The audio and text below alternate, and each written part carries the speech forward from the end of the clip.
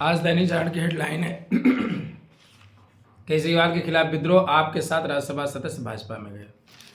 हालांकि कल से ही सोशल मीडिया पर चल रहा है। आज के भारतीय लोकतंत्र का सबसे विकृत चेहरा है इन नेताओं का।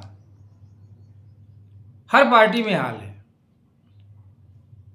कोई ऐसी पार्टी नहीं जिससे अछूती हो। जो अपने पार्टी का नहीं होता ना, वो किसी का नहीं होता है और ना उसे कहीं इज्जत मिलती है।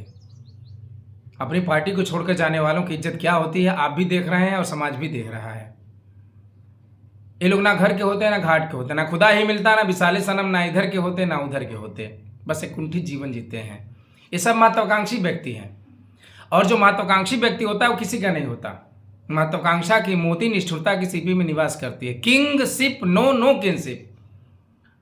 बादशाह किसी भाईचारे की मोहताज नहीं होती। ये लोग बादशाह बनने की ख्वाहिश पाल रखे हैं। सोचिए, जो पार्टी अपने कार्यकर्ताओं, एक छोटे से कार्यकर्ता को फर्श से लेकर अर्श तक का सफर कराती है सर, उस पार्टी के प्रति इनका दायित्व तो बोध कहां चला जाता है, कर्तव्य बोध कहां चला जाता है। हमें तो यही सोच के आश्चर्य होता है। और आजकल ये आम बात है, पिछले 10 साल से हम देख रहे हैं कि वाह, पार्टी के प्रति कोई निष्ठा ही नहीं रह गई। जिस पार्टी के टिकट पर आप चुनाव जीत रहे हैं, जिस पार्टी की वजह से आपको वोट मिल रहा है, जिस पार्टी के लिए आपको नाम, पहचान, नेम, फेम, ग्लेम सब कुछ मिल रहा है, उस पार्टी को आप एक झटके में तिलांजलि दे रहे हैं। बताइए। आपने एक नाटक पढ़ा होगा, इंटरमीडिएट में था, जूलियस सीजर।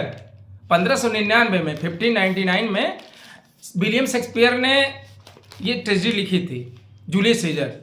विलियम शेक्सपियर की कई सारी ट्रेजेडी थी, यानी दुखांत नाटक जिसे कहा था, त्रासदी नाटक, और वो बहुत अच्छा लिखता था। कई सारे नाटक हमने भी पढ़ा है उसमें, जिसमें King Lear, Othello, Macbeth, Hamlet, Julius Caesar भी था।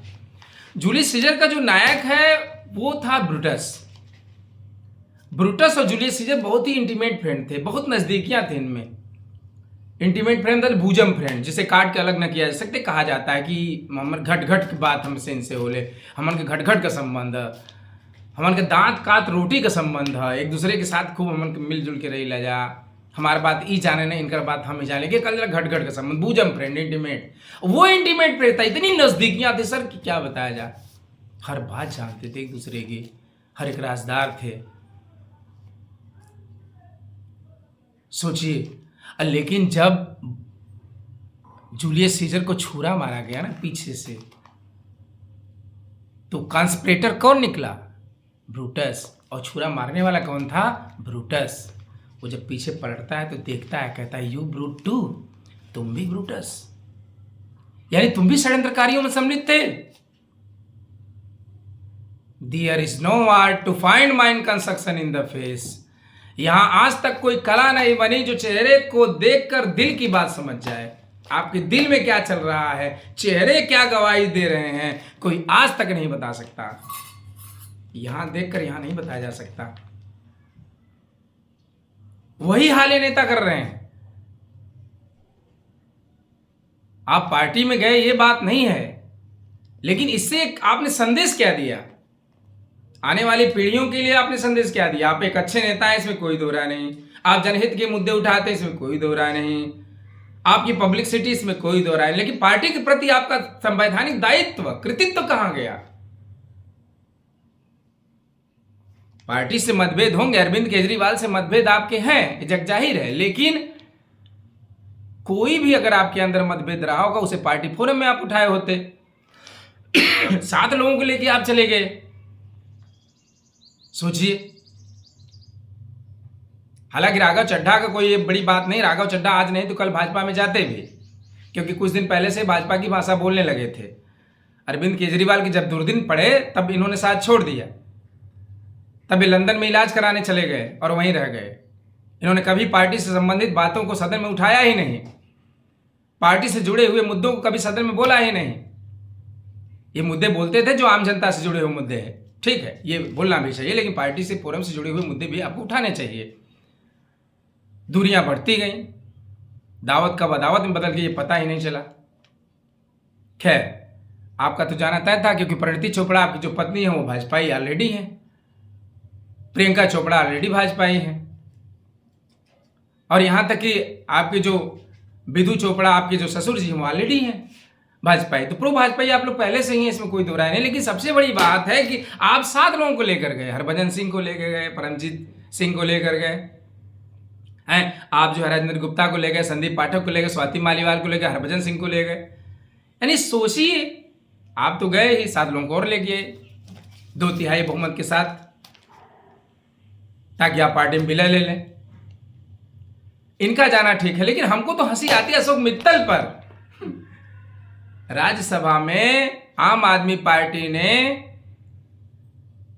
इनको, राघव चड्ढा को हटाकर पार्टी का स्पोक पर्सन यानी राज्यसभा में उपनेता पद दिया अशोक मित्तल को, कि अब अशोक मित्तल हमारे पार्टी के उपनेता रहेंगे, यही अपने विचारधारा को रखेंगे, पार्टी फोरम की बातों को वहां पर रखेंगे सदन में। लेकिन वो अशोक मित्तल मात्र 22 दिन, सर 22 दिन में ही बदल गया ये आदमी। सोचिए, कहां गई आपकी निष्ठा, कहां गई आपकी नैतिकता, कहां गए आपके आदर्श, कहां गई आपकी सुस्तता? क्या यही मर्यादित राजनीति है, या आप इससे क्या संदेश देना चाहते हैं? गुस्से में कभी जहर नहीं पिया जाता, ये हमेशा ध्यान रखिएगा। चाहे आप भाजपा में हो या कांग्रेस में हो, सब एक सिक्के के 2 पहलू हैं। आप अलग पार्टी भी बना सकते थे। खैर, आपकी निजी विचारधारा, आप किसी पार्टी से सहमत हो, कहीं भी जाएं, ये हम नहीं कह रहे हैं, लेकिन आपकी हम नैतिकता और ईमानदारी की बात कर रहे हैं। जिस पार्टी ने आपके ऊपर इतना विश्वास किया, उसके साथ विश्वासघात की बात कर रहे हैं। और अशोक मित्तल को हम क्या कहें, ये जनता है, सब देख रही है। और कहां तक आपको कानून रोकेगा? दल बदल कोई नई बीमारी नहीं थी, ये नई बीमारी नहीं है, वो हमेशा चली आ रही है। 1967 में जो हरियाणा में गया राम के साथ हुआ, वही लेके आज तक चल रहा है, आए राम गए राम।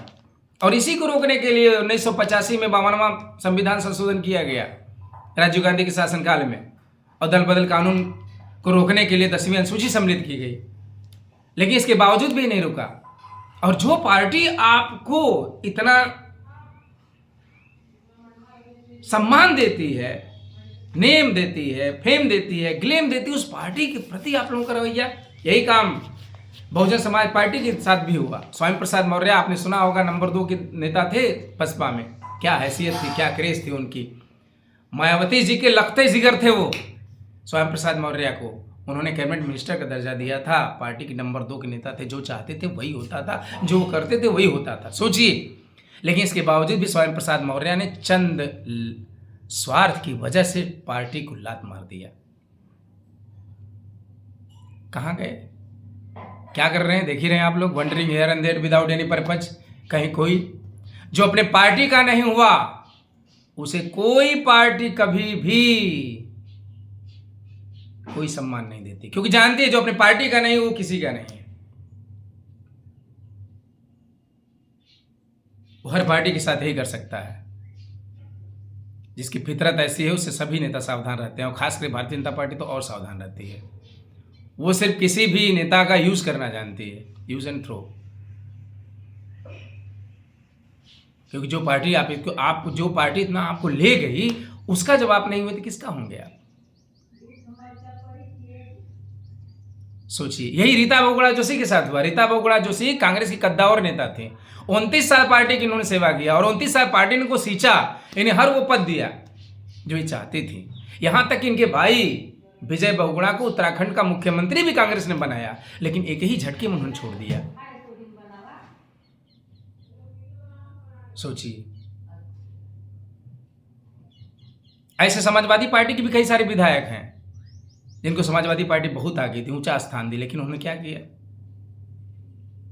हमारे कहने का मतलब यह है कि राजनीति में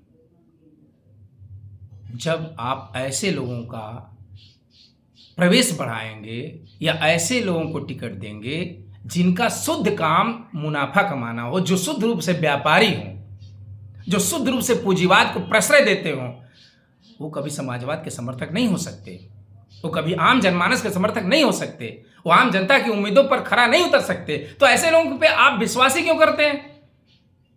अब राजनीति में आप सचिन तेंदुलकर को लाएंगे, राजनीति में सनी देओल को लाएंगे, राजनीति में हेमा मालिनी को लाएंगे, तो ये सब क्या करेंगे? जो शुद्ध रूप से पूंजीवादी लोग होते हैं ना, पूंजीवाद का मतलब ही है शुद्ध मुनाफा कमाना। पूंजीवाद की सभ्यता शैतानियत की सभ्यता होती है, जिनके पास दिल और आत्मा नाम की चीज नहीं होती। वो जहां जाते हैं सिर्फ अपना ही देखते हैं, सिर्फ पैसा, कैसे मुनाफा कमाए। तो ऐसे लोगों को राजनीति में क्यों लाते हैं? बात करते हैं आप दबे, वंचित, शोषित, दलित, मुस्लिम, सबकी बात करते हैं, आर्थिक रूप से कमजोर, असहाय, और जब राज्यसभा में भेजना होता तो अरबपतियों को भेज देते हैं, लोकसभा का टिकट देना होता तो अरबपतियों को भेज देते हैं, पूंजीवादियों को भेज देते हैं। तो वो यही करेंगे ना। जो पार्टी का आम कार्यकर्ता हो उस पर आप विश्वास रख के देखिए, वो आपके लिए समर्पित भावना से काम करेगा। ऐसे तमाम उदाहरण दल बदलुओं के हैं। ये दल बदलू किसी के होते होते नहीं है, वो सिर्फ अपना स्वार्थ देखते हैं। लेकिन ये जनता है, सब देख रही है, भारत की जनता सब पे निगाह लगाए हुए है। समय आएगा, वो समय आएगा जब जनता आपसे हिसाब मांगेगी। ये सब गलत है। गुस्से में कभी जहर नहीं पिया जाता। राघव चड्ढा जी, प्रणाम।